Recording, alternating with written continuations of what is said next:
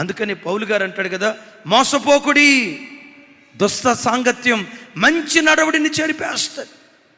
మరే మనం ముంబై వెళ్ళి డాన్లు అవుదాంరా, అయినా లవ్ లెటర్ రాస్తే మీ అమ్మ నిన్ను ఎట్టా కొట్టిదిరా, రెచ్చగొట్టాడు. ఓ రోజు మధ్యాహ్నం అమ్మకు ఫోన్ చేశాడు. అమ్మ ఎక్కడో ఫంక్షన్ జరుగుతూ ఉంటే అక్కడికి వెళ్ళింది. అమ్మ బాగా ఆకలి అవుతుంది, త్వరగా వచ్చి వంట వండి పెట్టి అమ్మ ఆకలి అయిపోతుంది అన్నాడు. ఆ పిచ్చి తల్లి ఎంత అమాయకురాలో చూడండి. కొడుకు ఆకలితో ఉన్నాడన్న ఆ మాట వినటంతో ఫంక్షన్ అక్కడే వదిలిపెట్టి ఇంటికి పరిగెత్తుకుంటూ వచ్చి కొడుకు వంట చేసి పెద్దామని ఇంటికి వచ్చింది. ఆ ఇంట్లోకి వెళ్ళే ముందు కాళ్ళు చేతులు కడుక్కుందామని వాష్రూమ్కి వెళ్ళి కాళ్ళు చేతులు కడుక్కోబోతుంది. ఆ వాష్రూమ్లో వీడి స్నేహితుడు ఉన్నాడు. ఆ తల్లిని వెనక నుంచి అమాంతంగా మెడ మీద పట్టుకున్నాడు. కొడుకు రాని వచ్చాడు, తల్లిని లాగాడు. వేట కొడవలి తీసుకొని తల్లిని ముక్కలుగా నరికాడు కొడుకు.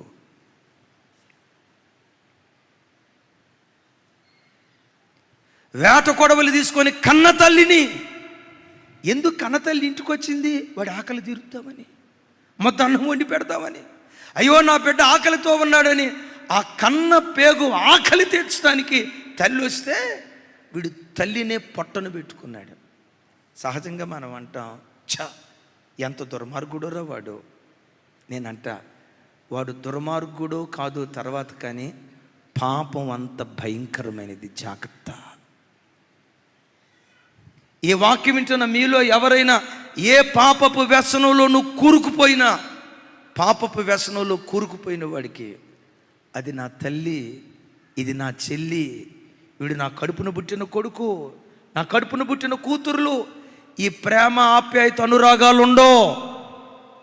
రాయి ఎంత కఠినంగా ఉంటుందో, రాయికి ఎలా వాత్సల్యం ఉండదో, పాపంలో బ్రతికేవాడు కూడా అంత కఠినుడిగా మారిపోతాడు.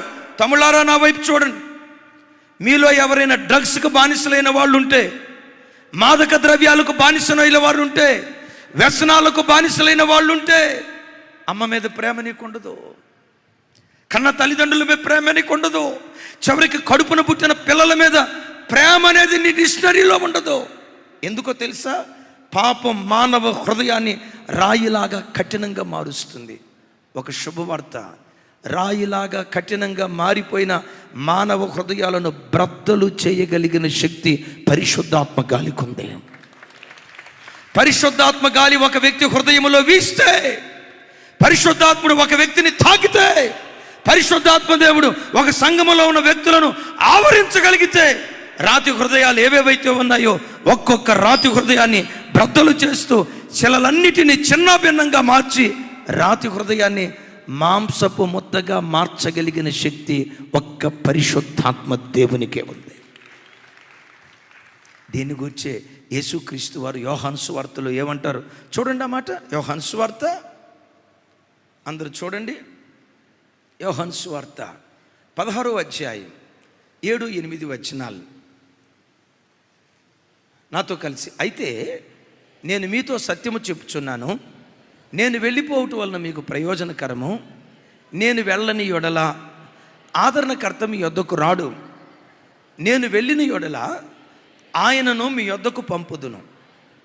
ఆయన వచ్చి పాపమును గూర్చియు నీతిని గూర్చియు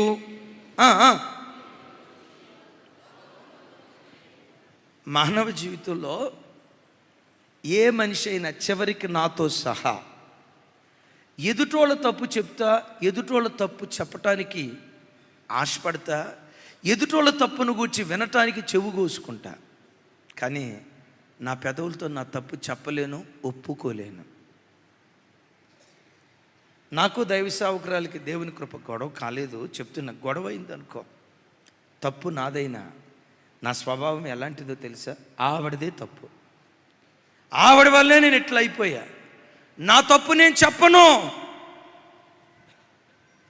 కానీ ఆత్మగాలి వీస్తే నీ తప్పేంటో నీకు తెలియచేసి నీ తప్పును ఒప్పుకునేటట్లుగా ఆత్మదేవుడు నీ హృదయాన్ని రేపటం ప్రారంభిస్తాడు. పాపమును గూర్చియు నీతిని గూర్చియు తీర్పును గూర్చియు ఆత్మదేవుడు నిన్ను ఒప్పింపజేయటం ప్రారంభిస్తాడు. అసలు చూడండి, 7వ వచనంలోనేమో ఆదరణకర్త అన్నాడు. 8వ వచనానికి వచ్చేసరికి ఏమన్నాడు? పాపాన్ని గూర్చి, నీతిని గూర్చి, తీర్పును గూర్చి ఒప్పింపజేస్తాను అన్నాడు. నేనంట పాపం లేని పవిత్రమైన బ్రతుకు ఎప్పుడు నెమ్మదిగా ఉంటుంది. పాపం లేకుండా పవిత్రంగా బ్రతికే జీవితంలో దొరికినంత ఆదరణ ప్రపంచంలో ఇంకో చోట దొరకదు.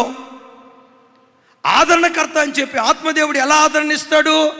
పాపాన్ని ఒప్పుకొంపజేసి ఆ పాపంలో నుంచి నేను బయటకు తీసుకొచ్చి పవిత్రంగా బ్రతికే కృప పరిశుద్ధాత్మ దేవుడు ఇస్తాడు గనుక తద్వారా మనకు ఆదరణ కలుగుతుంది. హల్లెలూయా. కొంచెం గట్టిగా చెప్దాం, హల్లెలూయా. ఏం చేస్తాడట? ఆత్మదేవుడు మనలోనికి వచ్చి రాతి హృదయాన్ని బద్దలు చేసి పాపమును గూర్చి, నీతిని గూర్చి, తీర్పును గూర్చి ఒప్పింప చేస్తాడు. ఒప్పుకోలు ఎక్కడుంటుందో ఏం జరిగిందో తెలుసా? అతిక్రమములు దాచిపెట్టువాడు వర్ధిల్లుడు, వాటిని ఒప్పుకొని విడిచిపెట్టువాడు దేవుని కనికరాన్ని పొందుతున్నాడు. నా ప్రార్థన ఈ దినం నీ మీదకి దేవుని కనికరం దిగివచ్చునుగాక. ఒక్కొక్క బిడ్డను దేవుని కటాక్షం ఆవరించునుగాక. అయితే దేవుని కటాక్షం దిగి రావాలంటే ఆమెనన్నంత మాత్రం దిగిరాదండి. ఎవరి మీదకి దిగి వస్తుంది? తన పాపాన్ని ఒప్పుకొని ఎవడు విడిచిపెడతాడో వాని మీదకి దేవుని కనికరం దిగి వస్తుంది. ఎవరు ఒప్పుకుంటారు? ఆత్మగాలి వీచిన వాడే పాపాన్ని ఒప్పుకోగలుగుతాడు. అలాంటి ఒప్పుకోలు మనసు దేవుడు మనకిచ్చినట్లుగా 2 చేతులెత్తి చప్పలు కొడుతూ స్తోత్రాలు చెప్దాం.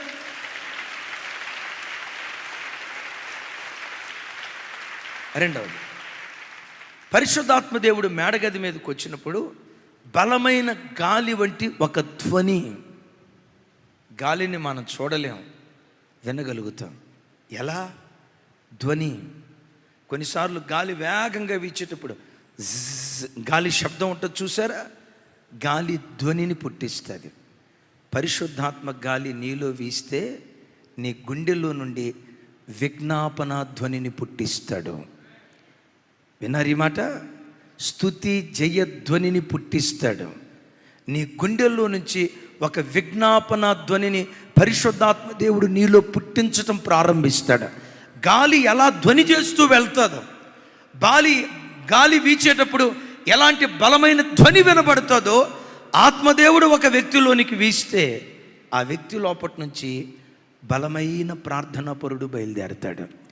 ఎలాంటి బలమైన ప్రార్థనాత్మ? చూడండి జకర్య గ్రంథం, ఒకసారి చూడండి.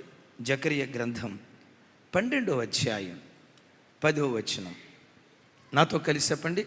దావీదు సంతతి వారి మీదను యెరూషలేము నివాసుల మీదను కరుణ నొందించు ఆత్మను, విజ్ఞాపన చేయు ఆత్మను నేను కుమ్మరింపగా వారు తాము పొడిచిన నా మీద దృష్టి ఉంచి,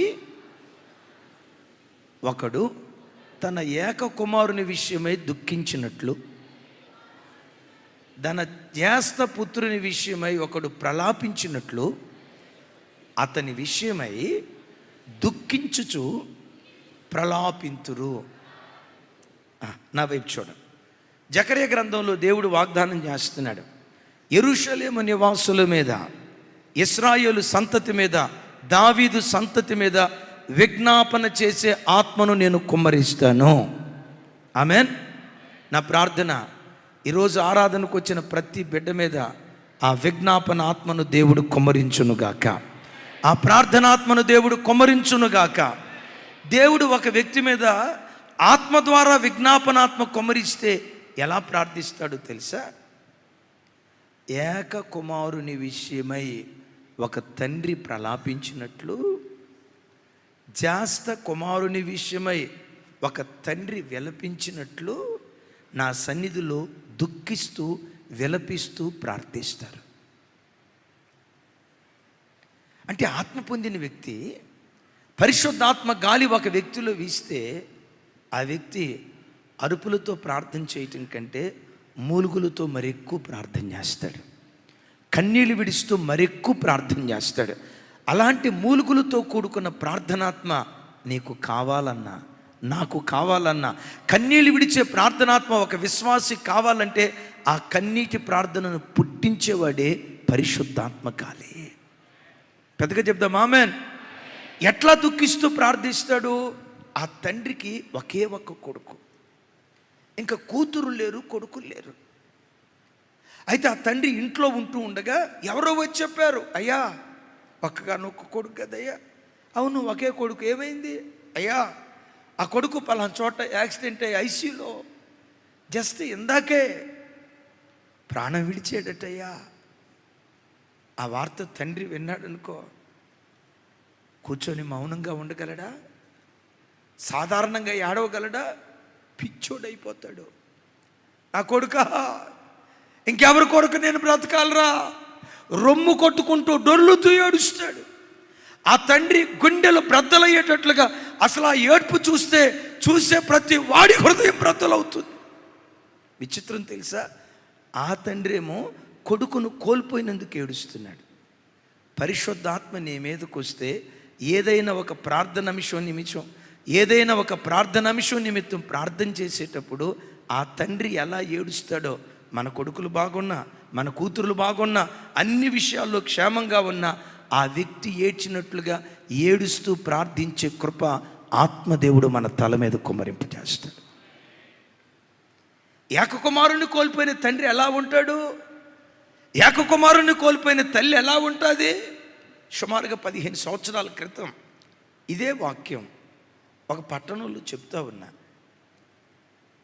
వెనక కుర్చీ మీద 2 భార్యాభర్తలు కూర్చున్నారు. ఈ వాక్యం ప్రారంభించింది మొదలుకొని వర్తమానం ముగించే వరకు ఆ 2 భార్యాభర్తలు ఏడుస్తూనే ఉన్నారు. నేను అలాగే చూస్తూ ఉన్నా. వర్తమానం అయిపోయింది. నేను కింద కూర్చున్న ఎవరిని పలకరించకుండా వాళ్ళ దగ్గరికి వెళ్ళా.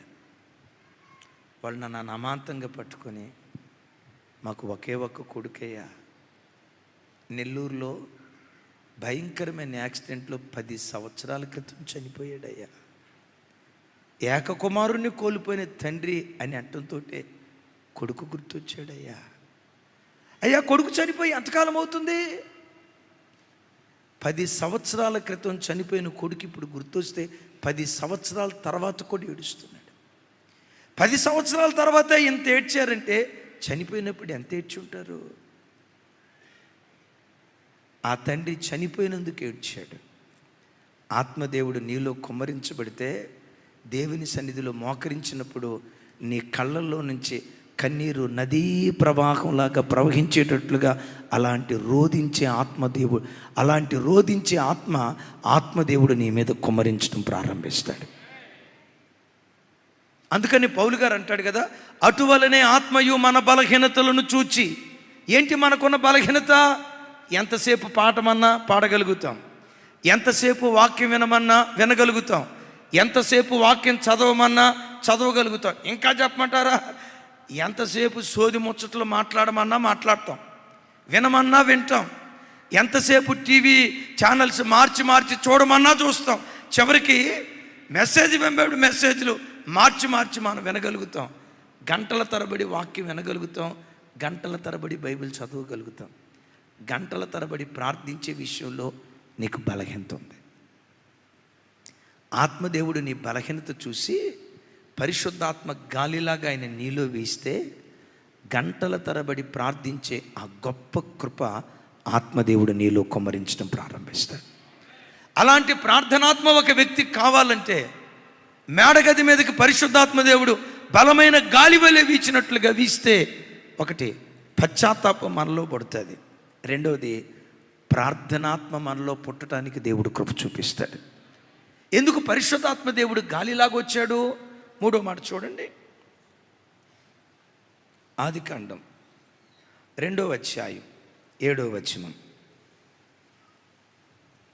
2వ అధ్యాయం 7వ వచనం నాతో కలిసి. దేవుడైన యెహోవా నేలమంటితో నరుని నిర్మించి వాని నాసికారంధ్రములలో జీవవాయువును ఊదగా నరుడు జీవాత్మాయను.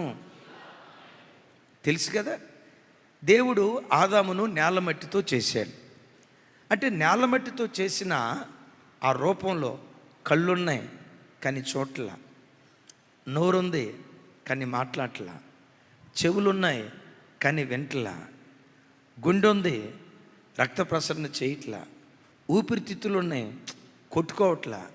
కిడ్నీలు ఉన్నాయి, నా మాట అర్థమవుతుందా? కిడ్నీలు ఉన్నాయి, పనిచేయట్లా. చేతులు ఉన్నాయి, కాళ్ళు ఉన్నాయి, నడవట్లా. మట్టి ముద్దతో చేయబడ్డాడు, నిర్జీవంగా ఉన్నాడు. ఎప్పుడైతే దేవుడైన యెహోవా ఆ మట్టి ముద్దతో చేయబడిన మనిషిని తీసుకొని నాసిక రంధ్రాలలో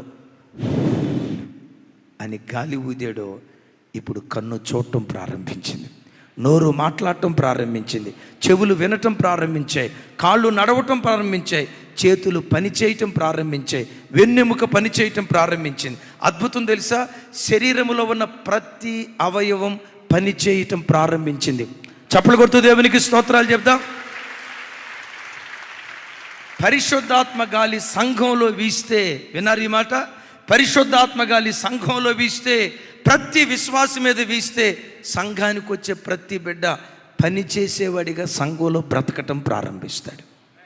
వినపల్లా ఏమని చెప్పాను? పరిశుద్ధాత్మ గాలి సంఘంలో వీస్తే, ఇప్పుడు ఆదాములో ఓదటాన్ని బట్టి, నాసికా రంధ్రాలలో జీవవాయువును ఓదటాన్ని బట్టి ఆదాము ఏమయ్యాడు? జీవించే. అంతకు మునుపు కన్నుంది కానీ చూడలా, అంతకు మునుపు చెవి ఉంది కానీ వినలా, అంతకు మునుపు నోరు ఉంది కానీ మాట్లాడలా, అంతకు మునుపు చేతులు ఉన్నాయి పని చేయలా, అంతకు మునుపు కాళ్ళు ఉన్నాయి నడవలా. ఎప్పుడైతే గాలి నాసిక రంధ్రాలలో ఊదేడో, చేతులు పని చేయటం ప్రారంభించాయి, కాళ్ళు నడవటం ప్రారంభించాయి, నోరు మాట్లాడటం ప్రారంభించింది, కళ్ళు చూడటం ప్రారంభించింది, చెవులు వినటం ప్రారంభించాయి. నా ప్రభు బిడ్డలారా, మీ పని కొరకు మీరు ఎలా ఉపయోగపడుతున్నారు? క్రీస్తు మనలను ప్రేమించి మనకిచ్చిన సంఘంలో మనం పని చేసే అవయవాలుగా బ్రతుకుదుము కాక. మరొకసారి చెప్దాం ఆమెన్. ఇంకొకసారి చెప్దాం ఆమెన్. ఒకవేళ నీ ఇంటిలో కొడుకే కానీ ప్రయోజకుడు కాల, కూతురే ప్రయోజకుడు కాల, పరిశుద్ధాత్మ గాలి వీస్తే నీ కడుపును పుట్టి నా కొడుకే ప్రయోజకుడు కాదు అని ప్రయోజకుడు కాలేదు అని అనుకున్న కొడుకే వెన్నెముకలాగా నీ కొరకు నిలవబడటం ప్రారంభిస్తాడు, గుండెలాగా పనిచేయటం ప్రారంభిస్తాడు. శరీరం అంతటికి రక్తాన్ని సరఫరా చేసే ఒక గుండెలాగా, ఒక పంపులాగా వాడు పనిచేయటం ప్రారంభిస్తాడు. అయిలారా వినండి, నీ ఇంట్లో పనికి ఉపయోగపడకుండా నిశ్శబ్దంగా ఎవరైనా మిగిలిపోయారా? కొడుకు ప్రయోజకుడు కాలేదా? కూతురు ప్రయోజకురాలు కాలేదా? భర్తే నీ మీద ఆధారపడేవాడు అయిపోయాడా? శరీరంలో కొన్ని అవయవాలు పనిచేయకుండా ఉన్నాయా? శుభవార్త, పరిశుద్ధాత్మ గాలిని ఆహ్వానించు. పరిశుద్ధాత్ముడు నీ ఇంట్లో పనిచేసేటట్లుగా అవకాశం ఇవ్వు. ఆత్మదేవుడు పనిచేయటం ప్రారంభిస్తే ఒక ప్రపంచనాన్ని సృష్టిస్తాడు. ఆత్మదేవుడు ప్రపంచనాన్ని సృష్టిస్తాడు. ఆత్మదేవుని గాలి వీస్తే ఎంత అద్భుతం జరుగుతుందో గుండెల్లో రాసుకోండి. యేసుక్రీస్తు వారు 3.5 సంవత్సరాలు కష్టపడి సేవ చేసి తన రక్త త్యాగము ద్వారా ఆయన సంపాదించిన ఆత్మలో మేడగది మీద ఎంతమంది ఉన్నారు? 120 మంది ఉన్నారు. టకమని చెప్పండి. 120 మంది పురుషులు, అనేక మంది స్త్రీలు. సరే, పురుషుల సంఖ్య ఎంత? 120. అంటే 3.5 సంవత్సరాలు ప్రభువారు కష్టపడిన దానికి వచ్చిన ప్రతిఫలం జస్ట్ 120 మంది పురుషులు. అద్భుతం తెలుసా? మేడగది మీద పరిశుద్ధాత్మ గాలి ఎప్పుడైతే వీచిందో, వీచిన మరుక్షణమే 3,000 మంది రక్షించబడ్డారు. ఆ తర్వాత 5,000 మంది రక్షించబడ్డారు. ఈ 3,000 మంది రక్షించబడిన వారిలో ప్రపంచంలో ఎన్ని దేశాలు ఉన్నాయో ఆ దేశాల నుంచి ప్రజలందరూ వచ్చారు. పేతురు వారు ప్రసంగించినప్పుడు ప్రసంగం విన్నారే, ఆ విన్న ప్రజలు ఒకేసారి ఆత్మదేవుడి దిగి వచ్చింది 120 మంది మీదకే. కానీ ఆ వర్తమానం విన్న తర్వాత ఒకేసారి 120 దేశాలకు సువార్త వెళ్ళటానికి దేవుడు కృప చూపించాడు. మిమ్మల్ని అడుగుతా, యేసయ్య 3.5 సంవత్సరాల కష్టం ద్వారా వచ్చిన ప్రతిఫలం ఎంత? చెప్పే కదా సార్. అమ్మ ఎంతమంది? యేసయ్య 3.5 సంవత్సరాల కష్టం ద్వారా వచ్చిన ప్రతిఫలం జస్ట్ 120. పరిశుద్ధాత్మ గాలి వీస్తే 120 3,000 అయ్యారు, 120 5,000 అయ్యారు. ఆ 120 ప్రపంచమంతా విస్తరించడానికి దేవుడు కృప చూపించాడు. అందుకనే నా వైపు చూడు. నీ జీవితంలో ఒకే మాటను ఏ పని ప్రారంభించినా శక్తి చేత కాదయ్యా, బలము చేత కాదయ్యా, పరిశుద్ధాత్ముడా నా ఇంట్లో అడుగుపెట్టు. నిశ్శబ్దంగా ఉన్న నా భర్త, నిష్ప్రయోజనంగా ఉన్న నా కొడుకులు, వాళ్ళు ప్రయోజకులుగా మారేటట్లుగా ఆత్మదేవా నువ్వు పని చేయటం ప్రారంభించని ఆత్మదేవుడిని ఆహ్వానిస్తే శక్తి చేత కాదు, బలము చేత కాదు, దేవుడు తన ఆత్మ ద్వారా నీ జీవితంలో కార్యాలు చేయునుగాక. హల్లెలూయా. ఆత్మదేవుడు పని చేశాడు. ఒకేసారి విస్ఫోటనం. ఇశ్రాయేలు దేశానికి మాత్రమే పరిమితమైన యేసుక్రీస్తు రాజ్య వార్త ఒకేసారి 120 దేశాలకు విస్తరించడానికి దేవుడు కృప చూపించాడు. అఫ్కోర్స్ అక్కడ 16 దేశాలు లిస్టెడ్ చేయబడ్డాయి, కానీ ఆకాశము క్రింద ఉన్న సకల దేశాలు అన్నాడుగా. ఒకేసారి ప్రపంచమంతా దేవుని సువార్త విస్తరించడానికి దేవుడు కృప చూపించాడు. అమ్మా నా వైపు విను. ఆత్మగాలి నీలో వేయకపోతే నీ కళ్ళు ఉంటాయి, కానీ వాక్యం చదవలేవు. వాక్యం చదివే విషయంలో గుడ్డిదాని అయిపోతావు. ఒకవేళ వాక్యం చదివినా ధర్మశాస్త్రమందు నిక్షిప్తమై ఉన్న మర్మాలు నీకు విప్పబడవు, గుడ్డివాడి అయిపోతావు. వాక్యం చదువుతావు, నీకు అర్థం కాదు. ఒకవేళ అర్థమైన అక్షరం నీకు అర్థమవుతుంది, కానీ అక్షరం వెనుకున్న ఆత్మజ్ఞానం నీకు అర్థం కాదు. అక్షరం వెనుకున్న ఆత్మజ్ఞానాన్ని బయలుపరిచేవాడే పరిశుద్ధాత్మ గాలి. పరిశుద్ధాత్మ గాలి నీలో లేకపోతే దేవుని వాక్యాన్ని సరిగ్గా వినలేవు. ఒకవేళ వినిన దాని ప్రకారం నువ్వు బ్రతకలేవు. పరిశుద్ధాత్మ గాలి నీలో లేకపోతే, అయిలారా వినండి, పరిశుద్ధాత్మ గాలి నీలో వీయకపోతే నోరుంటుంది, ప్రజలతో మాట్లాడతావు, కానీ దేవునితో మాట్లాడే విషయంలో మోగోడు అయిపోతావు. ప్రభువుని గూర్చి పాడే విషయంలో మోగోడు అయిపోతావు. ప్రభువుని గూర్చి కీర్తించే విషయంలో నువ్వు మోగదాని అయిపోతావు. మరలా ఉద్యోగ స్థలానికి వెళ్ళావా, డబ్బాల్లో రాళ్ళు వేసినట్లుగా లొడలోడ మాట్లాడగలుగుతావు, కానీ ప్రార్థనలో కూర్చోరికి నీకు మాటలు రావు. పాడదామంటే నోరు పెగలదు. చచ్చిన సేవలాగా నిశ్శబ్దమైపోతావు. గొంతుంది, నోరుంది. ఆ నోరు మాట్లాడే నోరుగా ఉండాలంటే పరిశుద్ధాత్మ గాలి నీలో వీచునుగాక. పెద్దగా చెప్దాం ఆమేన్. పరిశుద్ధాత్మ గాలి నీలో వీచునుగాక. గట్టిగా చెప్దాం హల్లెలూయా. పరిశుద్ధాత్మను 4వది గాలితో పోల్చడానికి కారణం ఏంటంటే, ఇప్పుడు ఒక మాట, క్యాండిల్ ఉంది, క్యాండిల్ వెలిగించాం, వెలుగుతూ ఉంది. ఆ వెలుగుతున్న క్యాండిల్ మీద ఓ పొడవాటి గ్లాసు మూత పెట్టామనుకోండి, ఏమైపోద్ది క్యాండిల్? ఎందుకు? నోరు తెరిచి. దీనికేం సైంటిస్టులు కావాల్సిన అవసరం లేదమ్మా, ల్యాబొరేటరీకి వెళ్ళి చూడాల్సిన అవసరంలా. టకమని చెప్పండి, ఎందుకు ఆరిపోయింది అంటే గాలి ఏం చేస్తుంది? గాలి మంటను ఆర్పిద్దా? నీకు దండం తల్లే. గాలి మంటను ఆర్పదు, మంటను రేపుతుంది గాలి. ఆమేన్. ఇంకోసారి చెప్దాం ఆమేన్. మంటను రేపేదేది? వినపల్లా గట్టిగా చెప్పాలి. మంటను రేపేదేది? ఒక స్థలంలో మంట పగపగమని మండేటట్లుగా మంటను రేపేది పరిశుద్ధాత్మ గాలి. వాక్యం వింటున్న బిడ్డలారా, దేవుడు తన వాక్యం ద్వారా నీలో ఒక మంట పుట్టించాడు. ఏమని? ఈ సినిమాలొద్దో, ఈ పాప ప్రపంచం వద్దో, ఈ చిన్న జీవితం బ్రతికితే నా యేసు కొరకు బ్రతకాలి, ఈ అపవిత్రపు లోకం నాకొద్దు. ఈ చిన్న జీవితంలో బ్రతికితే బ్రతుకుట క్రీస్తే, చావైతే లాభం. ఎంతకాలం భూమి మీద బ్రతుకుతా? ఏ రోజు, ఏ గడియ, ఎప్పుడు నా ప్రాణం పోతాదో తెలీదు. అల్పకాలపు సుఖభోగాల కొరకు నేను పరిగెత్తొద్దు. ఒకవేళ పరిగెత్తితే శాశ్వత లోకం కొరకు పరిగెత్తాలి, పరలోకం కొరకు పరిగెత్తాలి, ప్రభు కొరకు పరిగెత్తాలి. వాక్యం ద్వారా దేవుడు ఈ మంట నీ గుండెల్లో రేపాడు. ఆమేన్. రేపాడా లేదా? ఏమో డౌట్ అన్నట్టు చూస్తున్నారు ఏంటండి? రేపాడా లేదా?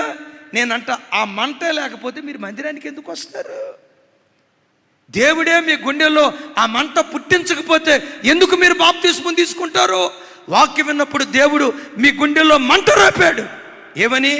అయ్యా, శరీరంతో పాపం చేయకపోవటం మాత్రమే కాదయ్యా, నా హృదయపు తలంపుల్లో కూడా నేను పాపం చేయకూడదు, నా చూపుల్లో కూడా నేను పాపం చేయకూడదు, హృదయపు తలంపుల్లో కూడా పాపము లేని పవిత్రమైన జీవితం నాకు కావాలి.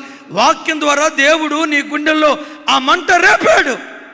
అయితే ఈ మంట చల్లారిపోకుండా ప్రతి దినం ఆ మంట భగభగమని అంటూ ఆ మంట ప్రతిరోజు మండాలంటే పరిశుద్ధాత్మ గాలి నీలో వేయటం ప్రారంభించాలి.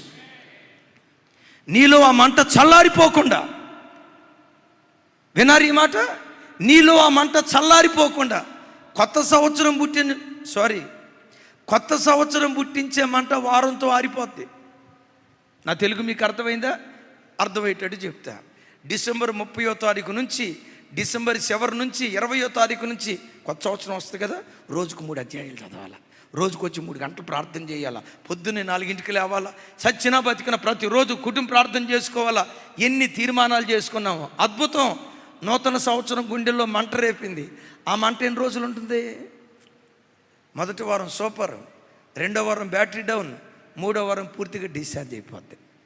నూతన సంవత్సరం పుట్టించే మంట 3 వారాలే ఉంటుంది. ఆత్మదేవుడు పుట్టించే మంట నిరంతరము నిలవబట్టడానికి దేవుడు చూపిస్తాడు. హల్లెలూయా! మంట మండుతూ ఉండాలంటే, మండించిన మంట ప్రతి క్షణం రేగుతూ ఉండాలంటే ఆ స్థలం మీద గాలి వేయాలి. క్రైస్తవ సంఘమా, నువ్వు మండించబడ్డావు, దేవుని వాక్యం చేత రగిలించబడ్డావు. ఆ మంట ఎప్పటికీ చల్లారకుండునుగాక. చల్లారకుండా ఉండాలంటే ప్రతి క్షణం గాలిని ఆస్వాదించాలి. ఆమేన్. పెద్దగా చెప్దాం ఆమేన్. పరిశుద్ధాత్మ చేత మనం ఎప్పుడెప్పుడు నింపబడాలి? టకమని చెప్పండి. ఎట్లా అడిగితే అర్థం కాల. మనం గాలి ఎప్పుడెప్పుడు పీల్చుకోవాలి? ఆదివారం పాటలు పాడేటప్పుడు, మంచి ఉద్యోగంగా పాటలు పాడేటప్పుడు, అప్పుడే కదా. ప్రతి క్షణం గాలి పీల్చుకుంటున్నట్లుగా కూర్చున్నా లేచినా పరిశుద్ధాత్మ భాషలతో నేను నింపుకోవటం ప్రారంభించు. పరిశుద్ధాత్మ కొమ్మరింపు కాదు. విన్నారు ఈ మాట? పరిశుద్ధాత్మ దేవుడు నీలో కొమ్మరించబడటమే కాదు, పరిశుద్ధాత్మలో నువ్వు మునిగి తేలే వ్యక్తిగా దేవుని సన్నిధిలో బ్రతకాలి. హల్లెలూయా! ఆ గాలి మంటను రేపుతుంది. ఆఖరి మాట చెప్పంటారా? ఆత్మదేవుడు గాలితో పోల్చబడటానికి కారణం నంబర్ 1, గాలి పశ్చాత్తాపాన్ని పుట్టిస్తుంది. 2వది ప్రార్థనను పుట్టిస్తుంది. 3వది పరిశుద్ధాత్మ గాలి పనిచేసేవారిగా మనలను మారుస్తుంది. 4వది పట్టుదల, మంటను అసలు చల్లారనివ్వదు. ఆఖరి మాట చెప్తాను, ఈ మట్టి ఘట్టాన్ని మహిమాలోకంలో చేర్చేది కూడా పరిశుద్ధాత్మ గాలే. ఏమన్నాను? ఈ మట్టి ఘట్టాన్ని మహిమాలోకంలోకి చేర్చేది కూడా పరిశుద్ధాత్మ గాలే. పరిశుద్ధాత్మ గాలి లేకపోతే, ఒక వ్యక్తి పరిశుద్ధాత్మ చేత నింపబడకపోతే, మృతుల పునరుద్ధానపు దినాన ఆ వ్యక్తి దేవుని యొక్క రహస్య రాకడలో ఎత్తబడతాడా అనేది ప్రశ్నార్థకం. ఎలా చెప్తారండి ఈ మాట? 2 రెఫరెన్స్లు చెప్తాను. భక్తుడైన ఏలియా పరలోకానికి మరణాన్ని రుచి చూడకుండా ఆరోహణమే వెళ్ళాడు. నా వైపు చూసి సమాధానం చెప్పండి. ఏలియాని పరలోకానికి కొలిపోయింది ఏది? సుడిగాలి ఒకటి ఏలియా మీద బలంగా వేయగా సుడిగాలి చేత ఏలియా పరలోకానికి కొనిపోబడ్డాడు. పాత నిబంధనలో మనకు కనపడుతున్న ఆ గాలే మేడగది మీదకి గాలిగా దిగి వచ్చిన పరిశుద్ధాత్మ దేవుడు. అంటే ఈ మట్టి ఘట్టాన్ని పరలోకానికి తీసుకెళ్లేది ఎవరు? పెద్దగా చెప్పాలి. ఈ మట్టి ఘట్టాన్ని పరలోకానికి తీసుకెళ్లేది ఎవరు? పరిశుద్ధాత్మ. దీని గురించే రోమాపత్రికలో పౌలు గారు ఇలా అంటాడు, చూడండి. 8వ అధ్యాయం 11వ వచనం. 8:11.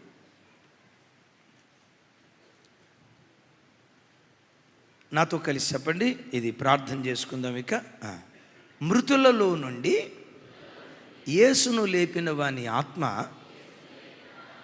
మీలో నివసించిన యెడల, మృతులలో నుండి యేసును లేపినవాడు చావునకు లోనైన మీ శరీరములను కూడా మీలో నివసించుచున్న తన ఆత్మ ద్వారా జీవింపచేయును. చప్పలు కొడితే యేసయ్యకు స్తోత్రాలు చెప్దాం. ఒక్కసారి నా వైపు చూడండి. ఇక నేను ముగిస్తున్నా. నాతో కలిసి చెప్పండి. మృతులలో నుండి యేసును లేపిన వాని ఆత్మ అంటే యేసుక్రీస్తు వారిని మృతుల్లో నుంచి లేపింది ఎవరు? పరిశుద్ధాత్మ. వాక్యంలో స్పష్టంగా రాసి ఉంది కదా, యేసుక్రీస్తును మృతులలో నుంచి లేపింది పరిశుద్ధాత్మ. అదే ఆత్మ మీలో నివసించిన యెడల మృతులలో నుండి క్రీస్తు యేసును లేపినవాడు చావునకు లోనైన మీ శరీరములను కూడా మీలో నివసించుచున్న తన ఆత్మ ద్వారా జీవింపచేయును. ఆమేన్. యేసుక్రీస్తును ఏ పరిశుద్ధాత్మ లేపిందో అదే పరిశుద్ధాత్మ చావునకు లోనైన మన శరీరాలను కూడా యేసయ్యను లేపినట్లుగానే ఆత్మదేవుడు మన శరీరాలను లేపుతాడు. లేపాలంటే మనలో ఎవరుండాలి? చెప్పాలి. మనలో ఎవరుండాలి? దైవజనమా, మనందరిలో పరిశుద్ధాత్మ దేవుడు ఉన్నాడు. కానీ ప్రతిదినం ఆ ఆత్మ చేత నింపబడాలి. మీకు తెలుసా, మనిషి శరీరంలో 70% నీళ్ళు ఉన్నాయి. అనండి ఒకసారి. మనిషి శరీరంలో 70% నీళ్ళు ఉన్నాయి. ఇంకా 70% నీళ్ళు ఉన్న తర్వాత సపరేట్గా రోజు నీళ్ళు తాగటం ఎందుకమ్మా? జాకబన్నా, అర్థమైందా? 70% ఆల్రెడీ బాడీలో నీళ్ళు ఉన్నాయి. మరి 70% నీళ్ళు ఉన్నా ప్రతిరోజు నీళ్ళు తాగటం ఎందుకు? శరీరంలో నీళ్ళు ఉన్నాయి అనేది ఎంత వాస్తవమో, ప్రతిదినం ఆ నీళ్ళని ఎలా త్రాగుతామో, ఆత్మదేవుడు మనలో ఉన్నాడు. ప్రతిదినం ఆ ఆత్మ చేత మరెక్కువగా మనం నింపబడుతూ రావాలి, మరెక్కువగా నింపబడుతూ రావాలి. ఆ ఆత్మ గాలి సంఘం మీద వీస్తే, ముగిస్తున్న పశ్చాత్తాపం పడుతుంది, ప్రార్థన పడుతుంది. విన్నాం కదా, పని చేసేవారిగా ఉంటాం, పట్టుదల, చివరికి పునరుద్ధానపు శక్తిని ఇస్తాడు. ఇంతకీ ఆత్మదేవుడు ఎక్కడ వేస్తాడు? తనకిష్టమైన స్థలం, కనిపెట్టే వారి మీద వేస్తాడు, ఏక మనసు కలిగిన వారి మీద వేస్తాడు, ప్రార్థించే వారి మీద వేస్తాడు, ఆశగొన్న వారి మీద వేస్తాడు. ఆశగొన్న ప్రాణాలను దేవుడు తృప్తిపరచునుగాక.